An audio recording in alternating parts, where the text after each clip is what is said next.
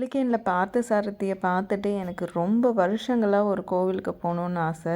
இந்த பாரிஸ்க்கு நான் நிறைய வாட்டி வந்திருக்கேங்க. ஆனால் இந்த கோவிலுக்கு இத்தனை வருஷத்தில் இதுதான் ஃபஸ்ட்டு டைம். இந்த கோவிலை பார்த்திங்க அப்படின்னா கந்தக்கோட்டம் அப்படின்னு சொல்லுவாங்க, கந்தசுவாமி கோவில்.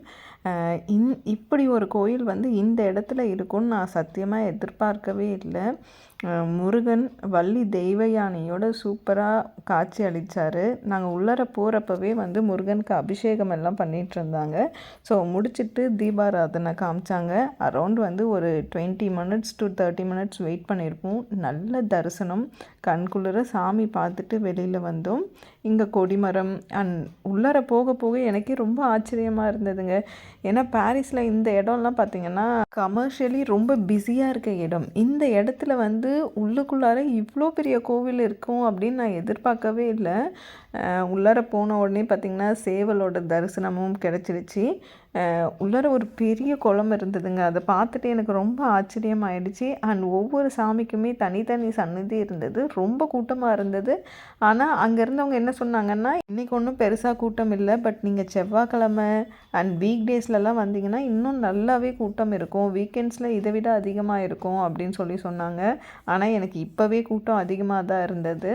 நாங்கள் அப்படியே உள்ளார போய் பார்த்தோம். நவகிரகம் சன்னதி இருந்தது. முருகன் சம்மந்தப்பட்ட புக்ஸ், மற்ற சுவாமி ஸ்லோகன் புக்ஸ், எல்லா வெரைட்டி ஆஃப் புக்ஸும் இருந்தது.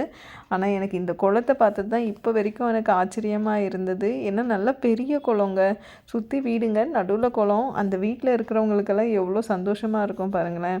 எனக்கு பர்சனலி பார்த்திங்கன்னா, நம்ம கஷ்டப்பட்டு எந்த இடத்துல வீடு வாங்கினாலும் சரி, நிலம் வாங்கினாலும் சரி, எவ்வளோ தான் நம்ம இன்வெஸ்ட்மெண்ட்ஸ் இது பண்ணாலும், பட் கடவுள் இருக்கிற இடத்துல நமக்கு ஒரு சின்ன நிலமாவது இருந்து நம்மளோட லைஃப் டைம் அங்கே ஸ்பெண்ட் பண்ணுறதுக்கும் வந்து லைஃப்பில் கொடுத்து வச்சுருக்கணுங்க. அதுக்குமே சர்டைன் பிளெஸ்ஸிங்ஸ் இருக்கும்.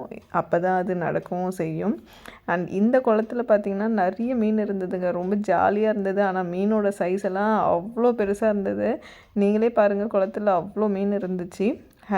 நாங்கள் கொஞ்சம் நேரம் நின்று மீனெல்லாம் ரசிச்சுட்டு அடுத்து கந்தசஷ்டி படிக்கணும் அப்படிங்கிறதுக்காக நாங்கள் அப்படியே போயிட்டு உட்காந்துட்டோம். அதே மாதிரி இந்த கோவிலில் அன்னதானமெல்லாம் இருக்கும் போல இருக்குது. ஏன்னா அதுக்காகவும் கொஞ்சம் மக்கள் தனியாக உட்காந்துட்டு இருந்தாங்க. வர்றவங்க எல்லாருமே கண்குளிர சாமியை பார்த்துட்டு போகிறாங்க. அவ்வளோ டிவோட்டிஸ் வராங்க. அங்கே வந்து பார்த்திங்கன்னா பிரசாதமாக புளியோதரை, லெமன் ரைஸ் சுண்டல், அந்த மாதிரி விதவிதமான பிரசாதங்களும் அங்கேயே சேல் பண்ணுறாங்க. விளக்கு போடுறதுக்குன்னு தனியாக இடமும் வச்சுருக்காங்க.